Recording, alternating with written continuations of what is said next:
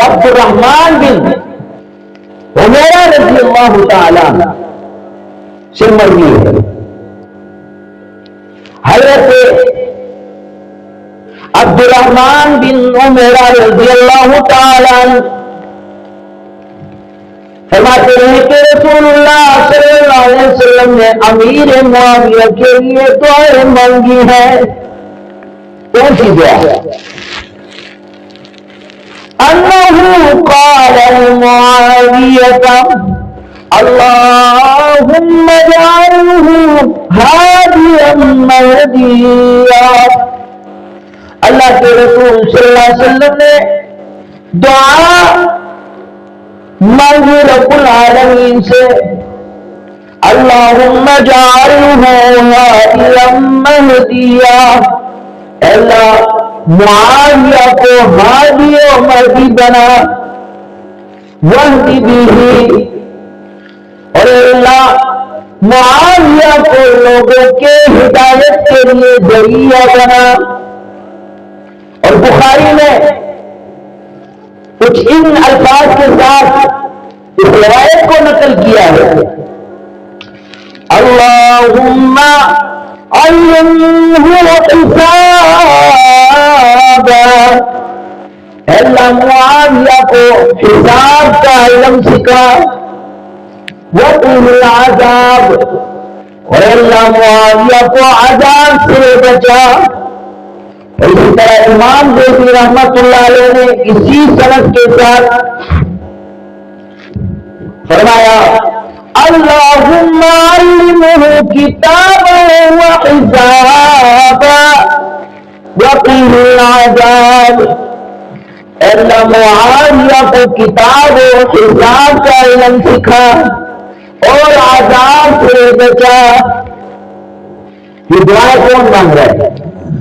آج ہمارا کوئی بزرگ ہمارے لیے دعا کرے تو ہمیں خوشی محسوس ہوتی ہے.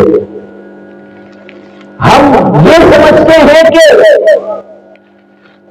بزرگ نے جو ہمارے لیے دعا کی ہے وہ دعا اللہ رد نہیں فرمائے گا، کیونکہ وہ اللہ کا برگزیدہ بندہ ہے. وہ تہجد پڑھتا ہے، وہ نمازیں پڑھتا ہے، وہ قرآن پڑھتا ہے. اور معاویہ کے لیے دعا کرنے والا کون ہے؟ معاویہ کے لیے دعا کرنے والی کی حیثیت جانیے. حضرت امیر معاویہ رضی اللہ تعالی عنہ کے لیے دعا مانگنے والا، جس کے متعلق اللہ فرماتا ہے الم نشرح لک صدرک، اے محبوب ہم نے آپ کا دل آپ کے لیے کھول دیا ہے. معاویہ کے لیے دعا مانگنے والا جس کے متعلق اللہ فرماتا ہے وہ رفعنا لک ذکرک، محبوب آپ کے لیے آپ کا ذکر ہم نے بلند کر دیا. معاویہ کے لیے دعا مانگنے والے کے لیے اللہ تعالیٰ فرماتا ہے سبحان الذی اسریٰ بعبدہ لیلا من المسجد الحرام الی المسجد الاقصی. راتوں رات آسمانوں کا سیر کرنے والا، راتوں رات امام الانبیاء کا لقب پانے والا، معاویہ کے لیے دعا کرنے والا امام الانبیاء ہے. معاویہ کے لیے دعا کرنے والا خاتم النبیین ہے. معاویہ کے لیے دعا مانگنے والا دعائے خلیل ہے. معاویہ کے لیے دعا مانگنے والا بشارت عیسیٰ ہے، کوئی عام آدمی نہیں ہے.